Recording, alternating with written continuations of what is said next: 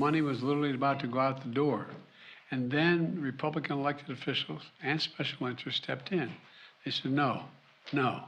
Literally snatching from the hands of millions of Americans thousands of dollars in student debt relief that was about to change their lives.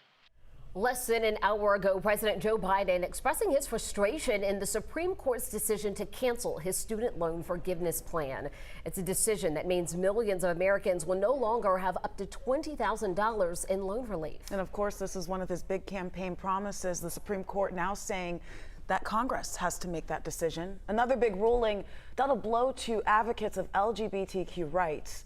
And we have team coverage for you tonight on this. Bobeth Yates will have reaction from the LGBTQ community. But first, we want to get things over to Doug Richards. He's live right now with how student loan ruling will impact students seeking higher education.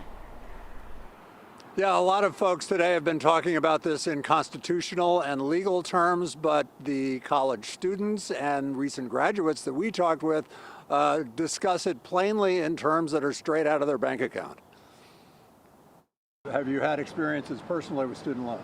Yes, yes I have. I've been making minimum monthly payments. I've still had like $20,000, $30,000 in debt stack up for me. Tyler Seabolt is a recent college grad, now planning a wedding, trying to move on to adult responsibilities. Okay, how long are we going to live in an apartment before we have a family? And, thinking about housing loan and car loan, and then I got to get the student loan out of the way, it feels like, before I can do any of that. Seabolt says he took out a student loan fully expecting to pay it back, heeding advice he'd gotten since childhood that a college education can help him become a successful adult. Yet when the Biden administration announced an executive order forgiving portions of student loans, he was among those who had hoped it would succeed. I am disappointed to hear that they, shot that down, because I was looking forward to that help. But I think that there are a lot of people that need the help more than me. It's very unfair. I mean, it's sad. Jaden Williams is an NAACP president who is accumulating his own student loan debt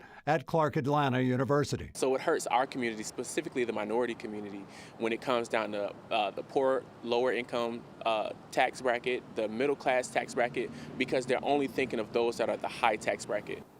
Seabolt told us that he understands the perspective of the folks who are opposed to forgiving student loan debt, recognizing that there are a lot of people out there who maybe declined to go to college at all because they could not afford to and chose not to take out a student loan. We talked with one recent graduate who has more than $100,000 worth of student loan that she is now looking at paying in full eventually. Tonight on 11 Alive News at 6.